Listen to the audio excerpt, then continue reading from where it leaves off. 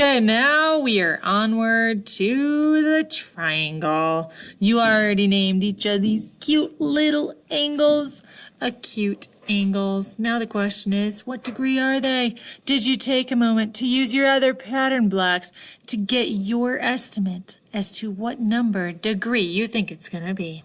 Because if not, pause the video, do it, and I am going to start right now. I'm going to start with this right bottom angle here, and I'm going up and up and up. I know it's not going to be 90 where it's acute, so it should be less than 90, and we're hitting 60 degrees. Hey, that's interesting.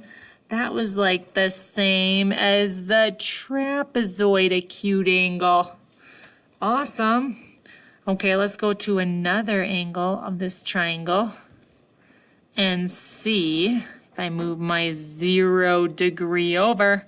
Oh, it happened again. If you don't believe it, watch it happen. From one side of the angle all the way to the other, 60 degrees again. And I go to this angle on the bottom. I wrap my 0 around, 60 again. Don't believe it? Here you go. 0, 1, or doesn't go by. 1 skipped straight to 5. Here we go, all the way to 60. Every one of these angles in the triangle is 60 degrees, which means every side is the same. So is it called a regular triangle?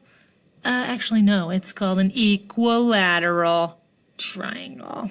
Awesome.